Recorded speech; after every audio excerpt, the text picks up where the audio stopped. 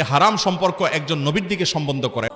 আজকের এই বিষয়টি নিয়ে আলোচনা করবেন প্রখ্যাত আলেমে দ্বীন শেখ আহমদুল্লাহ। চলুন বিষয়টি দেখে আসি।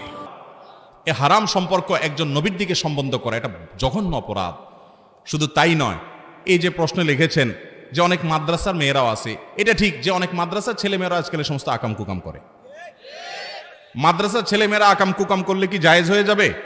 মসজিদের ইমাম সাহেব যদি আকাম কুকাম করে হালাল হয়ে যাবে? ইমাম সাহেব যদি আকাম কুকাম করে সেটাকে অবশ্যই প্রত্যাখ্যান করতে, অন্যায় তো অন্যায়। যুবক ভাইরা আমার, এই যে একটা কথা আপনাদেরকে শয়তান সাপ্লাই করেছে যে প্রেম পবিত্র জিনিস, কোথায় পাইছেন এটা? হ্যাঁ, প্রেমের অর্থ যদি ভালোবাসা হয় সেটা অবশ্যই পবিত্র।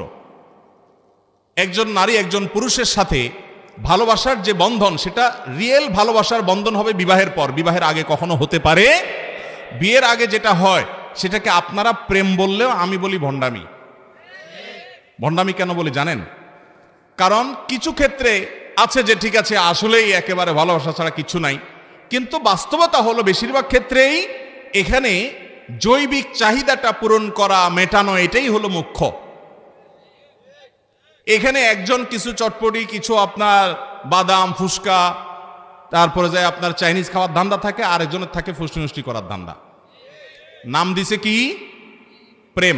এই জন্য দেখবেন তথাকথিত প্রেমের নামে ছেঁকা খাওয়া, ধরা খাওয়া, তারপরে যায় একজনের কয়েকটার সাথে রিলেশন করা, একটা ছেড়ে আরেকটা ধরা, এগুলো অহরহ হয়ে থাকে। আমি তো প্রায় বলি যে তথাকথিত প্রেম যেটাকে আপনি বলতেছেন পবিত্র, এই প্রেমের যে নায়ক খলনায়ক যেগুলো ছেলে মেয়েরা আছে, অনেক ছেলে আছে অনেক মেয়ের সাথে এই অবৈধ সম্পর্ক জড়িয়ে এই মেয়ের জীবন নষ্ট করে, তাকে মিথ্যা কথা বলে, প্রলোভন দিয়ে বিবাহের কথা বলে, হান বলে, তান বলে, ভালোবাসে একেবারে জীবন শেষ করে ফেলবো, তোমার ছাড়া বাঁচবো না।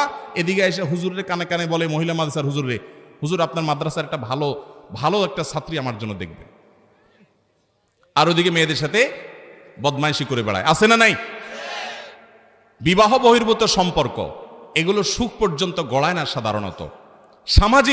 সামাজিক একটা বন্ধন, যেখানে সমাজের নেতৃবৃন্দ থাকেন, বাবা মা থাকেন, মুরব্বীরা থাকেন, মান্যগণ্যরা থাকেন, তখন একটা কমিটমেন্ট তৈরি হয়। সেখানে সাধারণত জুলুম বা টর্চার বা প্রতারণার সম্ভাবনা অনেক কম থাকে, এখানেও হয়, পরিমাণ অনেক কম হয়।